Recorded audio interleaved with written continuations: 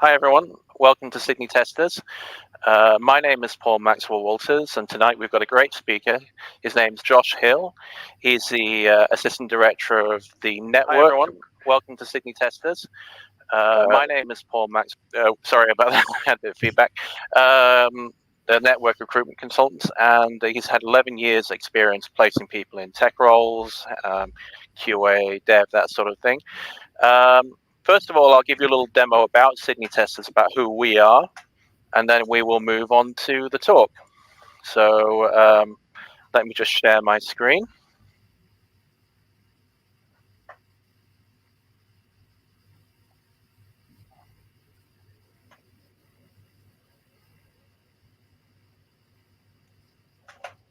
Let me start from the first slide.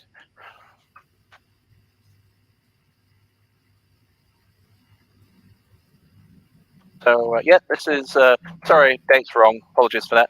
But this talk is the tester job market and interview tips with Josh Hill. Now, if you are live tweeting this, and we do have people who do that.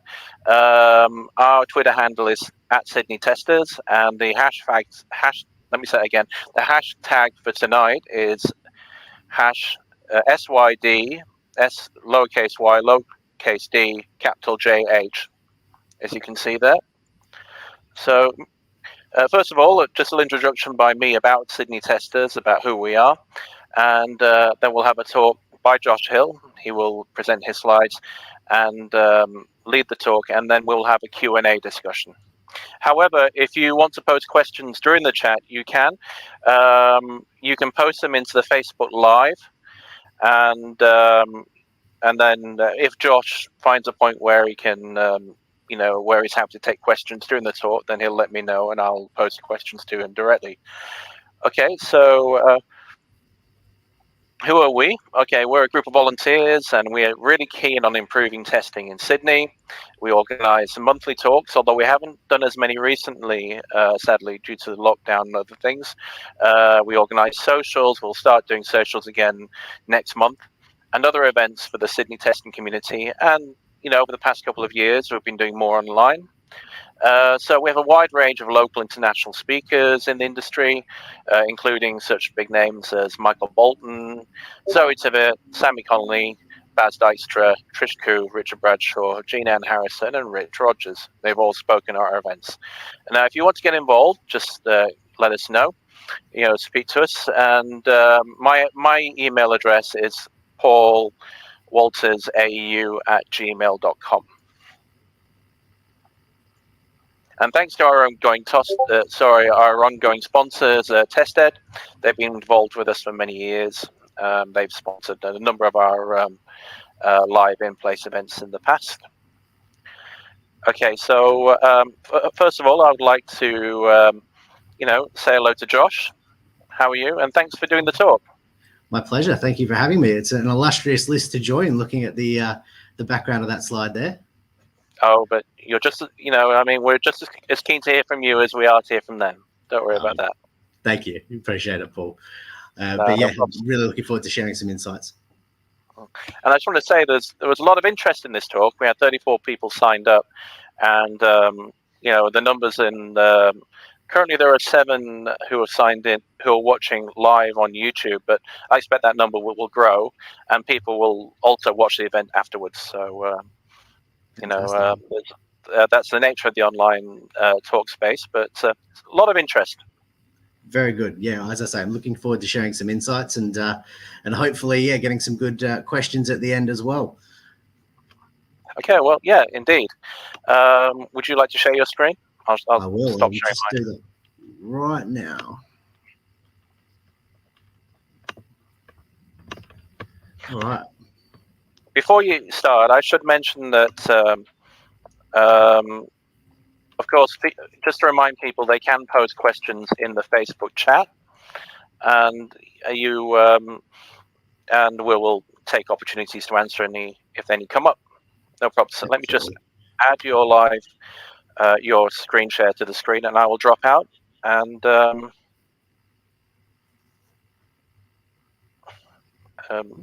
Josh, the stage is yours. Thank you very much, Paul. Feel free to jump in if there's anything, any questions that come up. And yeah, feel free to interrupt. It's not a problem at all. But yes, thank you very much. I appreciate you taking the time to have me on. And yeah, very, very keen to share some insights on the current market, which is certainly a little bit different to any market I've worked in across 11 years and multiple cities. So hopefully this will be interesting, and hopefully it'll be something that people can take and use in their day-to-day moving forward. So first and foremost, just a bit about myself. As Paul mentioned, Associate Director here at the network, and I've been recruiting in software engineering, QA, testing, pretty much anything technical for going on 11 years now. So it's an area of passion for myself, and as is the next topic I'm going to talk on, fixing things with interviews, fixing CV tips, and hopefully those little 1%ers, which will give people a bit of an insight into how to land that dream job when they're next looking. So without further ado, we'll get into it. So this particular piece that I've got here is actually a heat map of what organizations or recruiters like myself would look at when reviewing CVs. I think it was Deloitte did a study on this in conjunction with Oxford University going back about 10 years.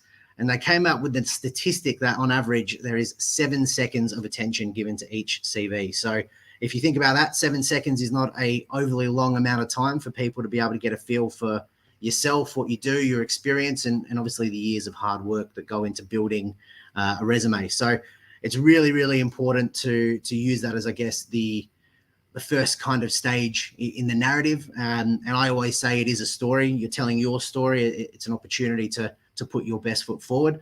And I think the really interesting thing about this heat map is that by and large, only a few things are looked at. That's name, professional experience in terms of companies, time with companies, education, and technical skills. So in the next couple of slides, we'll go through pros, cons, do's, don'ts, a little bit of some tips. And if there's any specific questions, I'm always happy to answer those as well. So we'll start with the do's. Some really important key things that I always like to tell people to do is make sure you've got a clear, concise technical overview or skills matrix. Talk about the things that you're passionate about, that you enjoy from a technical perspective, and also give yourself, a bit of a rating. It's always really important to remember that, unfortunately, in the vast majority of cases, you're presenting your technical CV to people that largely aren't technical, which means that you always need to allow for the lowest common denominator. So assume that that person doesn't know anything about what you do, and kind of tailor your approach to that kind of thought process. Skills matrices are great. They allow people to very quickly go through and see what you're good at, what your skill set is. And if you're looking, again, with somebody who doesn't know what they're talking about, it allows them to match some keywords with some keywords and get through that first kind of tracking. The other thing that's very good for a skills matrix is in recruitment, both internally and externally, we use what's called applicant tracking systems. These systems are essentially just algorithm based, and the more that you can highlight key skills that are going to resonate with the particular position, the more likely you are to get that all important first phone call or that all important first kind of screening opportunity. The other thing that I always recommend, address the visa status, citizen, PR, bridging, whatever it may be. It will help people kind of know the situation and save potentially some awkward conversations down the line. Being clear and concise with your situation, both from visa and location, really helps kind of not waste anybody's time. Most importantly, not giving yourself the opportunity to get that right role. Availability, again, all of these I would put right up the top where that initial kind of yellow spark was, really highlighting who you are, what you're about, those key questions, tick, tick, tick. And in those first few seconds, already you're making people want to read on and get to know more about who you are, as opposed to just your situation as it stands at the moment. Most recent role first. I'm a huge believer in this. I must have looked at, I would probably be coming close to 1 million CVs in 10 years, some good, some bad, and some ugly. And for me, when I put this together, it was all about the things that make life easy and give people the chance to really kind of put their best foot forward when approaching somebody like myself or somebody else in the industry as well. So most recent role first. We don't want to kind of sit there and have to go scrolling through and look at the bottom of the CV if it's not going to be relevant. And some people won't even bother scrolling, and you missed your opportunity straight away because they're not going to go forward. Succinct first paragraph and mission statement. To me, this is a really, really good opportunity. Again, as you would have seen in that heat map right at the top, talk about who you are, what you want to do, where you want to go. This doesn't need to be, long-winded or fluffy. This needs to be concise, succinct, and to the point. Something along the lines of, I'm an experienced QA engineer with 10 years experience looking to further my skills in automation. And something along those lines makes it very simple. I would look at that and go, okay, that's exactly what my client is looking for in this case. That's a good fit. Let's read on and see what goes from there. Knowing your numbers. This is something that I find, more often than not can be quite difficult for people, because a lot of people don't like talking about themselves and the work that they've done, and that ties in with the next session with achievements as well. But it is truly really important to know the impact that your work has had on the business, and also the work or the impact that the project has had on the wider business, because this will again show your impact and kind of similarly make a case for what you can do for a potential future employer as well. So know what you did as part of that, highlight your particular role, not just the project or not just the team's role, but also, your personal part of things, because again, it will really make you stand out, potentially even if you're competing from people with similar experience. Achievement section, huge believer in it. I think that it's probably one of the most underrated areas in a CV. It's something that for me, really kind of shows somebody that's well adjusted and knows their own skill set. And it allows us to kind of look at the highlight reel. I mentioned earlier that CVs are a story. It's a narrative. You're telling your story.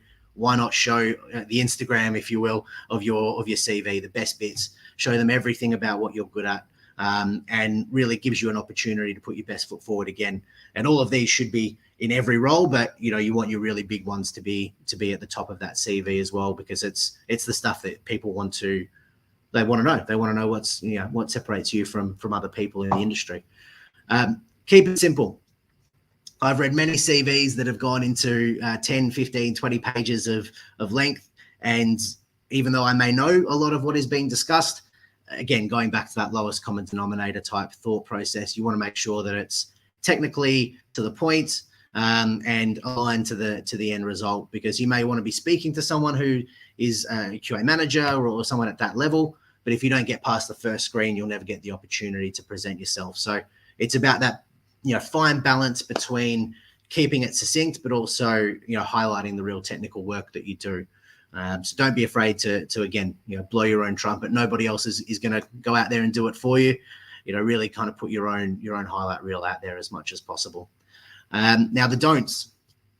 Photos. I have seen many photos on CVs, and unfortunately they can lead to unconscious bias, and that's really why I always recommend not to do it. There's probably no real upside, and the potential for downside is far greater than any perceived positive outcome from it. So get rid of them, cover them up, get rid of them, try again, and just keep it really kind of, bland. Bland's not the right word, but simple, succinct, and hard hitting with the achievements, with the outcomes, and wow them with all the other great parts of your CV as well. Don't overcomplicate CVs. There's many that I've seen that have a lot of graphs, a lot of different colors, weird fonts, columns. Columns aren't the end of the world, but when you start having too many, it can become difficult to follow or read. I quite like that format that I showed earlier, because it really does kind of guide you on a process. Yes, this is what I can do. This is my background. This is my experience. This is the work I'm doing currently. And here's my education to back that up as well. Anything that gets a bit more than that, sure, I guess there may be an upside in people looking at it and thinking, oh, that's interesting. But I strongly believe that it won't lead to more opportunities to get your foot in the door and have that conversation, which is what that CV is there for. Irrelevant certifications. Again, this kind of comes back to a very, very similar kind of thought process. I've seen all kinds of different certifications listed on CVs. If they're not relevant to the job you're applying for, they don't need to be on there. The same can be said about jobs. If you've been working part-time and it's covering a gap in your CV, absolutely put it on there, because it shows that you've been working from X to Y. We see this a lot in mums returning from maternity leave. Certainly absolutely put that on there, but we don't need every job that you've had since 2000. It really is about those kind of relevant roles. And even if you've got 20, 30 years of experience, I always recommend there's a cutoff point where it's not going to add value, especially if you've been updating your skill set in a certain amount of time. There's no real point having it there for 10, 15 years. It's good to show what you've been doing recently, particularly related to the role that you're trying to tailor your CV to. But anything beyond that can become a bit cumbersome and potentially a negative impact. And again, down to waffling. There's lots of CVs that go on and on and on and read like novels about how great people are, which is what we want. But I think particularly when you've only got 7 seconds, you really want to be hitting that highlight reel of success, that real positivity, the things that make you great for that role, and highlighting the areas in your CV that people need to look at to find that information, which is why a lot of people have multiple CVs or tailor CVs to specific jobs. And I always recommend that. Don't forget to update your contact details. It's happened far too many times where I've been very excited, seen somebody and gone, yeah, that's exactly the kind of person my client would love to speak to. Picked up the phone, this number has been disconnected. Seems like a rookie mistake, but it happens far more than I'd care to admit. Email addresses, nobody needs to see your unprofessional email address from when you're in your teenage years or something like that. Create a new one, keep it short, succinct, and professional. These are all little 1%ers that can add up to be the difference between getting that call or not getting that call. And don't include salary expectations in your CV. The reason for that is that we don't want, again, to include the opportunity for bias or for potentially people to be unscrupulous in their dealings with you. And by that, I mean, if you're saying that you're willing to work at $80,000 and realistically you're worth significantly more, you want to be able to have those conversations personally and get a feel for the market rate as it's changing so quickly at the moment, but also realistically what you should be positioning yourself on based on the particular role that you're going for. And again, another one that will seem very rookie, don't forget to run spell check or have somebody read your CV before you send it out. We've seen many at all levels of seniority that come through and have basic typos or words that don't make sense and that kind of thing. This is, again, one of those 1%ers that may add up to, I'll call that person who's next in line just because they've got a little bit more sheen or polish on their CV. So some quick do's and don'ts for the CV. Hopefully that'll help in terms of that next step. Once you've got the CV done and people love your background and want to speak to you, interviews. Particularly at the moment, the interview can be a little bit different because it's in this format compared to being able to see someone face to face and have a different conversation. Prepare exactly the same with the same level of meticulous detail. So for me, preparing and researching the company and the role, knowing both those things are minimums. If you're going to go in to give your time to dictate the interview, you want to make sure that you're giving it your best shot. And you know what you're going in for as much as anything. And then knowing the interviewer and their background, I always recommend to people working with me, here's the LinkedIn profile of the people that you'll be meeting. Do the research, know a bit about them, and tailor some questions around that as well. When you were working at this company, what made you leave, or what was the best part of working here? All these kinds of questions are really good. I see that you're an avid Liverpool fan, for instance. It's all a good talking point that can help humanize and break a bit of the ice early on as well. This one is one that we don't have so many issues with these days with the online component of interviews, but don't arrive more than 5 minutes early. This is a common courtesy in terms of people trying to fit schedules and interviews in around days. That shows that you're prepared, conscientious, keen, but also mindful of time and being aware of other people and their diaries, particularly if people are quite busy or trying to interview a lot of people. Make sure that your lighting is correct and background is clear.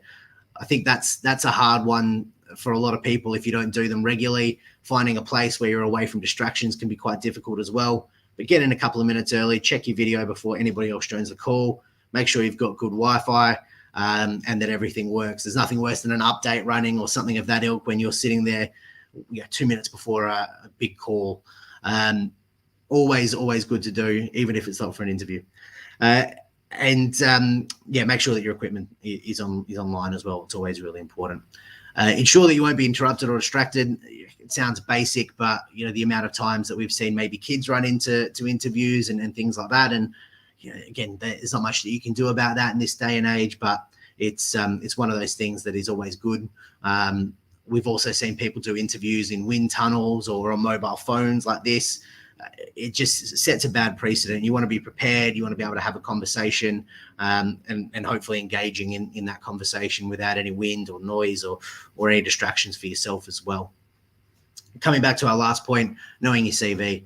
You spend all that time to update it now. You've tailored it to the piece. You want to make sure that it's a good CV.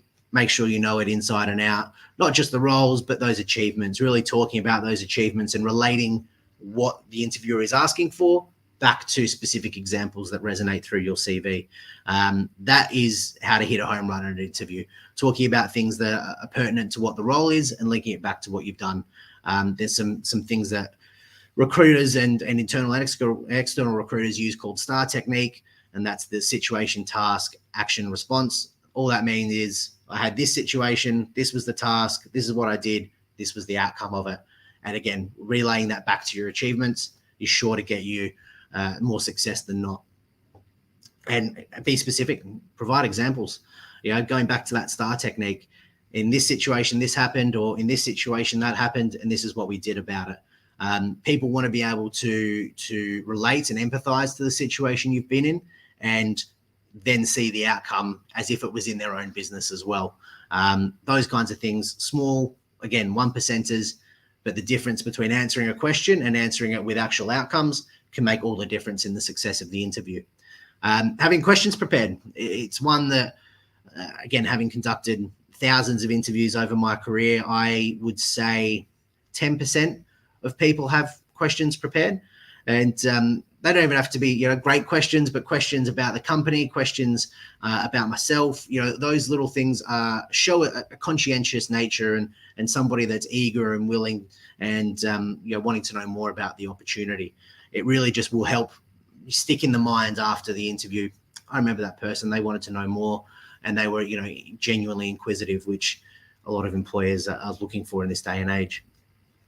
Now to the don'ts. Don't make negative comments about prior roles or managers. I know it sounds simple, but there's a lot of times where people will say, oh, look, I left because I didn't like X, Y, and Z. That's fine. And there's a different way of wording it to make it sound less negative, but it can lead to an unfortunate kind of preconception of how you would be in a new company. I know that one's a hard one for people because sometimes things aren't great. There are negative reasons to leave a business, but always keep that front of mind in how you kind of diplomatically answer questions about those previous roles. Again, very basic one here. Don't arrive late.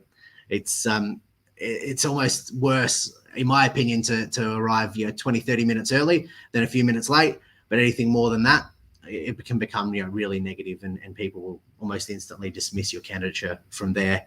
Don't make assumptions. Ask for clarifications. If you're not sure about the question, ask the question. Very, very simple. That one will probably save more interviews than ever because, wanting to know more or having a question reworded may save going down a completely different rabbit hole that isn't even related in any way, shape, or form. Don't underdress. Always exceed, I guess, what is going on the other side of the call or the meeting, and always match your interviewer's attire. If your interviewer is very, very smartly dressed, then formal. If your interviewer is smart casual is probably acceptable as well. Anything less than that, I would never advise turning up to an interview, say, in a hoodie. But it depends on the business. I'm sure there's startup companies out there that wouldn't mind that. Don't embellish your experience. Keep it real. This comes back to knowing your CV and being sure that your achievements match that. There's no point kind of saying you can do X, Y, and Z, and then when you get into the role, having blagged your way through it, unfortunately not being able to deliver on that. That'll leave far more of a stain on your experience and reputation than not being able to do a certain area. And particularly in this market, there are a lot of employers that are really happy to take people on a journey to grow, to learn, to develop. And I think that, that one is a real big one. there's embellishing and there's lying, and lying is naturally never going to be something that I would say you should do, but embellishing as well can get you into trouble down the line. And don't forget to show your enthusiasm. Again, it sounds simple, but being eager, asking those questions, asking for the next steps and follow-ups, these little things can make a huge difference in the mind, particularly if there's been a lot of interviews, say 4 or 5 interviews in a day, and there's that one person that's really enthusiastic. That will naturally lead them towards the top of that short list. And don't let your body language betray you. It can become very simple to slouch or to kind of look away, look disinterested. That's not what you want. It really is important to be dialed in on the conversation that you're having, 30 minutes, 45 minutes, an hour, whatever it may be. Hopefully the conversation's engaging enough to keep you engaged anyway. But those are the real small, again, 1%ers that can make a very big difference. This last one is an interesting one that I thought about long and hard before putting on here, but don't become too familiar. Certainly, I don't mind it when interviewing, because I think it helps kind of get a feel for who the person is, and by that I mean don't get too comfortable, don't relax around the person that you're interviewing with. But I always encourage people to, when interviewing with end clients, to always be on point on your game and to focus on the task at hand. It can lead to, certainly some interviewers use it as a bit of a tactic to try to get under the guard of people and get a feel for what they'd be like, in a more casual setting. Not that that's necessarily a bad thing, but it can lead to some kind of negative connotations when you let the guard down a little bit too early during an interview process. That's interview do's and do nots. Paul, do we have any questions as of yet?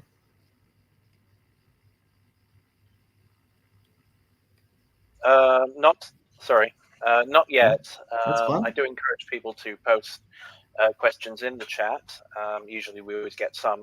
I will let you know. But hopefully, especially towards the Q&A, hoping to get a load of great questions. Happy to take them at the end as well, whatever works. Emerging trends in the market at the moment, shift left testing, hugely a lot of people talking about developing culture changes and really involving testing and QA in an earlier part of the process. For me, this seems common sense. I don't know why it hasn't always been the case, but certainly there's a very much an emerging trend, especially in clients that I deal with here in Sydney, wanting people to be a part of the entire process and getting away from that kind of throw it over the fence mentality that certainly when I started in recruitment was really prevalent. QA ops, the merging of the ops and QA environments, it's an interesting one that we're starting to see come out of America, and I know there's probably a couple of places talking about it, but much like many things, I don't know whether or not it's being done well yet. Machine learning and testing, I think in all aspects of life, AI, ML, it's going to be everywhere. Automation is a huge part of the business that we do at the moment, and I think there's not going to be an industry anywhere in the world that isn't going to be affected by this in some way, shape, or form. And hopefully, it just leads to better advancements in time and managing the workload. Blockchain testing, tools like Embark and Truffle. As Australia starts to move more and more into this space, and as the world, I guess, starts to move more and more into this space, we're going to see more and more requirements for this kind of technology. And I think that it'll be hard to get away from in a couple of years' time, particularly with the emergence of all of the Bitcoin and similar kind of crypto-based technologies and dApps and Ethereum and all those kinds of things. It's definitely the future. So any of these kind of ways of looking at things, I think it's going to be a really interesting way to get ahead of the curve. Although it may be a niche market, looking at things like that will certainly stand you in good stead to earn really well going into the next 5 to 10 years. Codeless testing, low-code solutions. Certainly in the software engineering world, there's a bit of a buzz around low-code solutions, which personally I think always seems a bit interesting. It seems kind of counterintuitive to what a lot of engineers believe in terms of craftsmanship and the like. And I think codeless testing is probably something that's been dragged along, in a similar kind of capacity. So it'd be really interesting to see how these trends lead us over the coming couple of years.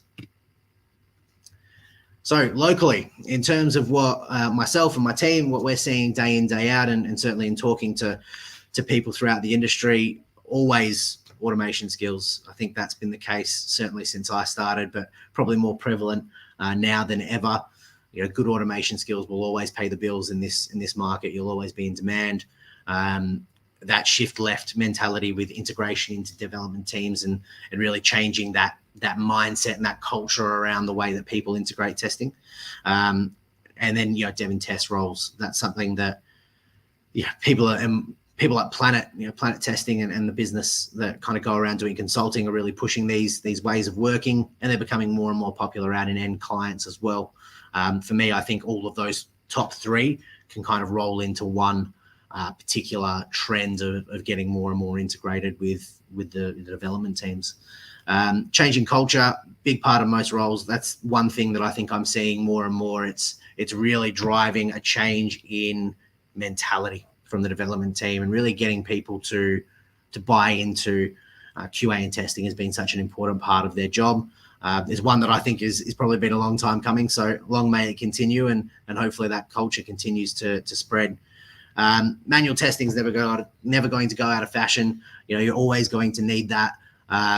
And although there may be a dip in the salaries and the expectations and requirements, I think we all know that it's not possible to get rid of manual. So for us, you're still going to need good manual testers, and you'll see down the line that there's still a fair few manual testing roles coming around at the moment. In-demand tools, the King Selenium's never going anywhere as far as most people are concerned. It seems to be the one that we see most often on CVs and probably most often on requirements from clients as well. Postman for your APIs, Cucumber, Cypress. Cypress is one that we're seeing a lot of now. And a lot of places starting to really invest in that for their JavaScript. So very interesting times from a technical perspective at the moment, slowly changing, but getting more and more automated as you'd expect, I think, in the market at the moment. This is salary data that we recently completed our most recent salary survey, which took in the last 6 months, which massively changed most numbers that we would have thought. Certainly, if we compare it to this time last year, which was a completely different market with the uncertainty coming out of COVID compared to the relative normality and acceptance that we're seeing now. These numbers came from the aggregate of what we had done for all the years prior, and then with the new data on top of it to roughly, we saw about a 10 to 20% uplift on a lot of skill sets. And that is not only in testing, there's some niche areas in things like data and analytics, JavaScript engineers, these kinds of things saw probably even more in terms of an uplift. And these numbers here are direct sources from actual placements. So it's a very interesting kind of read, and I'm happy to share the full document with anyone that wants to see it, because if you've got time to read 60 odd pages of data, I'm sure it would be very interesting, and I certainly did. Last but not least, the active roles that my team are working at the moment, they've all chipped in to me today and said, hey, can you please make people aware we're looking for these opportunities? Multiple senior QA engineers, Cypress, 120 to 130. They're really looking for someone at about that 5 to 7 years of experience. QA practice lead, this is a very interesting role, although if I'm honest, I know this is being recorded, so it may come back and bite me. I think it's probably paying a little bit under what it should be at that 140 to 150 mark. And then another role here in senior QA. That's actually going to be leading a small team and really deciding where they go with their testing strategy. So it's a really good opportunity for someone at senior QA level that has that pathway for test lead opportunities.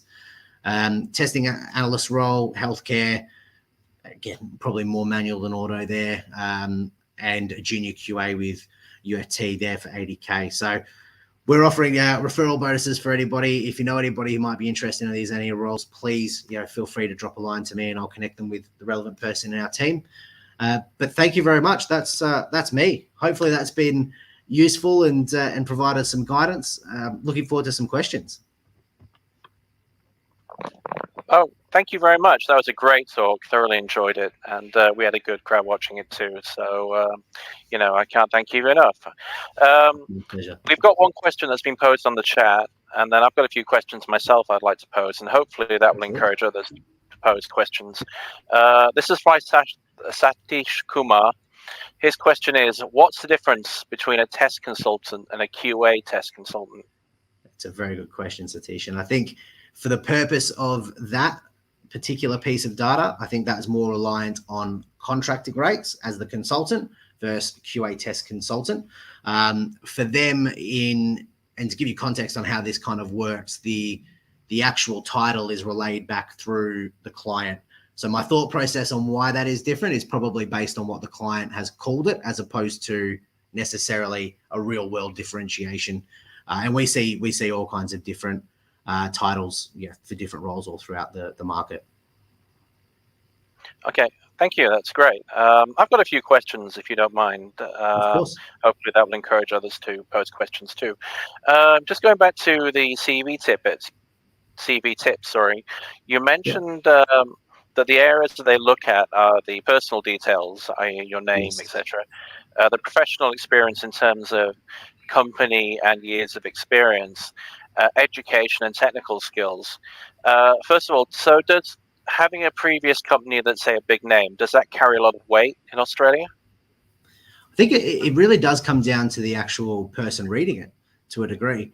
I don't think it would ever harm you, but it would depend on the company that you're applying for. So, for instance, a lot of startup companies wouldn't want to see people coming out of a massive company because of the change in culture between a big company and maybe that mentality.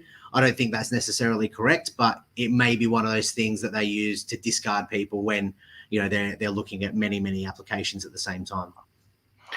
I must admit, I did have a similar situation in the early part of my career, because my first tech job was working for a local authority, so I was in the public sector, and I found it a little bit hard and reticent on behalf of private sector employers, and I moved to the private sector.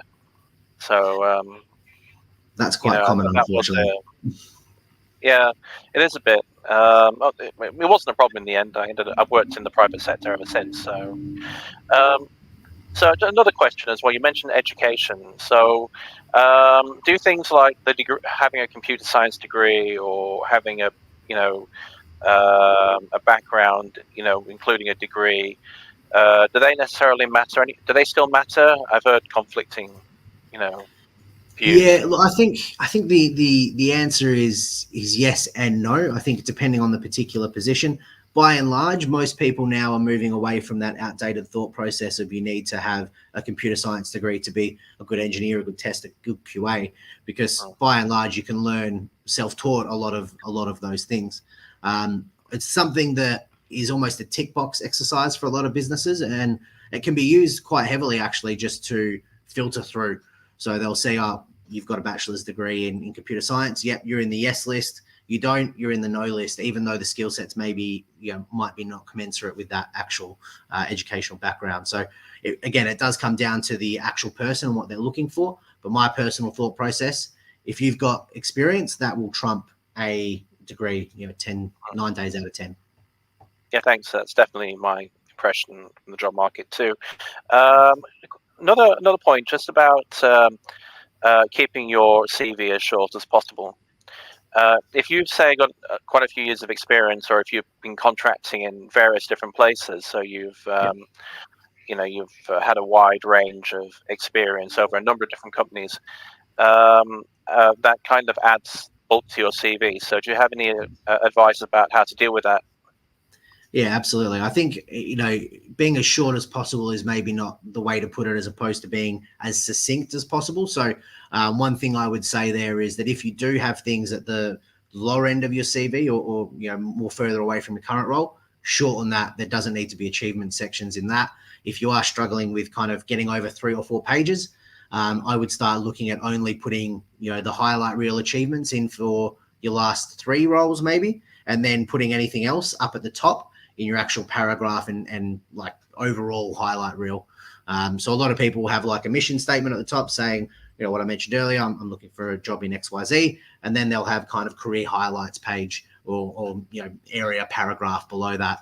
And if you are struggling to get all of your jobs in there, I definitely recommend putting something like that in, because it allows you to still showcase all of those good work that you've done without necessarily having to go into, minutiae down the line.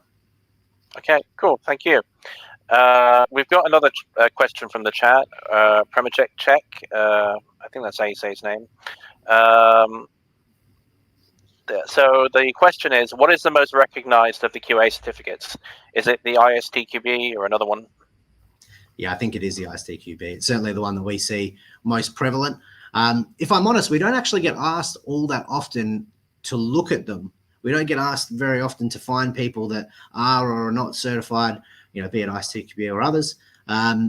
I think it's more one of those things that adds validation to a pre-existing idea about a candidate. So, we may look at a background and say, oh, yeah, certified, that's great. But I can honestly say that we don't get asked for it very often. It's more of, as I say, a filtering, again, coming down to a filtering factor. Oh, okay, yeah, cool.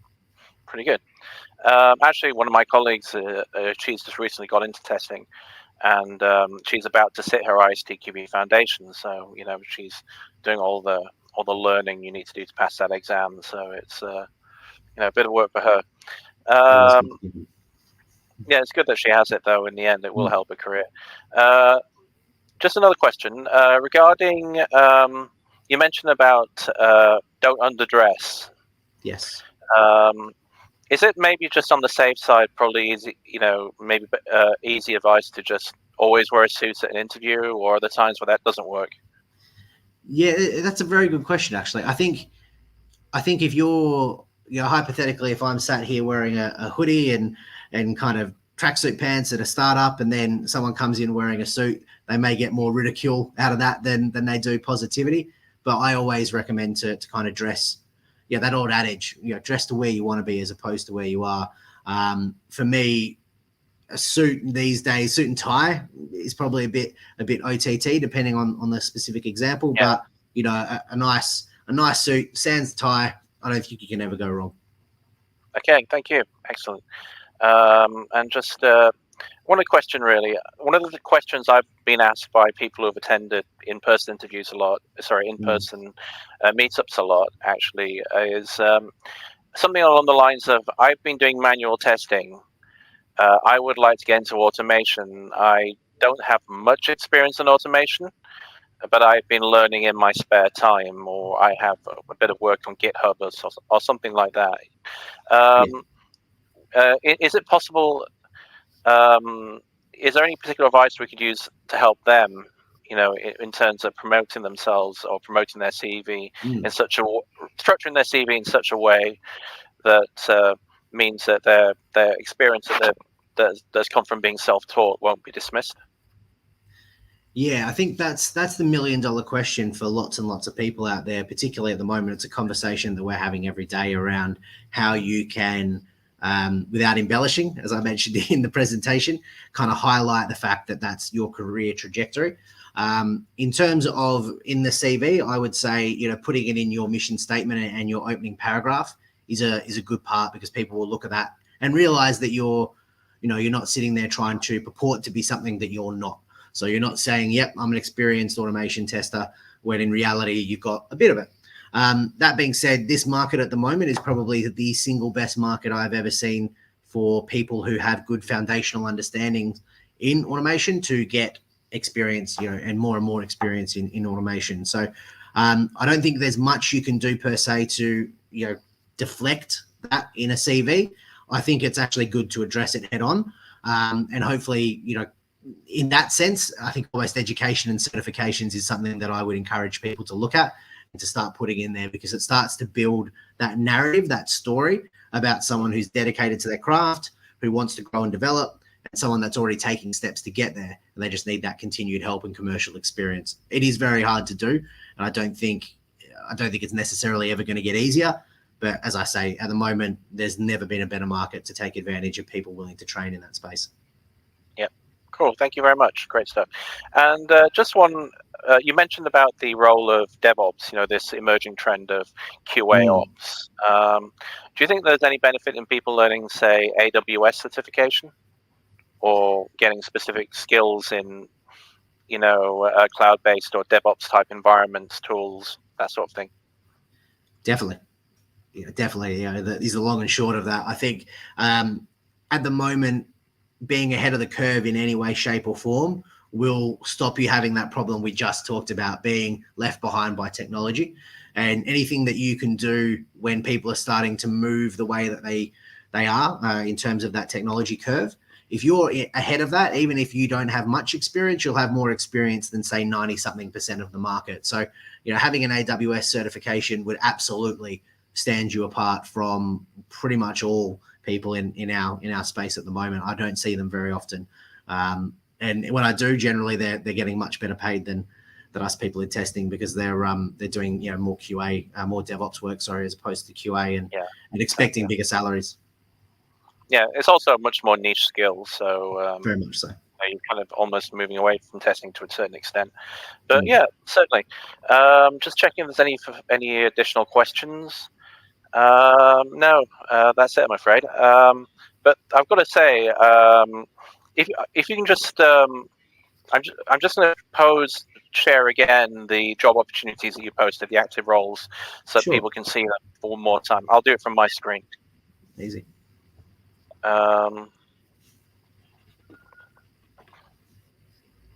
So these are the roles that your team looking to recruit for at the moment. So senior QA engineer, QA practice lead, senior QA engineer for digital manual testing, and the test analyst, and junior QA. All great stuff. How can people contact you if they? LinkedIn's probably the best way.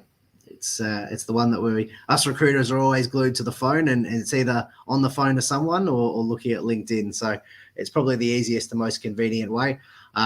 Feel free to get in touch with me there, connect with me there. And if there's an interest in any of these roles, let me know, and I'll pass you on to one of my colleagues to have a more in-depth conversation about their specific client needs.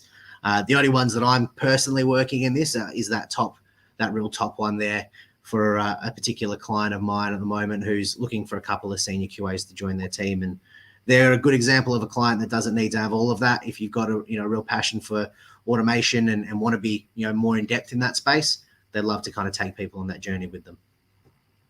Oh, cool. Excellent. And I'm hoping that you get a bit of feedback from this group and a bit of interest from the people who've watched tonight. That'd be great. I appreciate the opportunity. Okay, I just want to wrap up by saying, stopping sharing my screen. And I just want to thank you so much, Josh. That was very interesting. A lot of great content, and definitely up there with our other great speakers. Oh, thank you. You're too kind. I appreciate the opportunity. It's been a pleasure. The pleasure is all ours. Trust me. And thank you very much. I'll end the broadcast. Josh, please stay on the line. Thank you very much. And next month we'll be doing an in-person sort of social event in Sydney. We'll try and make it into an outdoor pub area. Obviously, trying to maintain, the right social distancing and maintaining a COVID-safe environment. I'll be posting information about that shortly. Hopefully, get as many of you as we can. And thank you very much, and good night.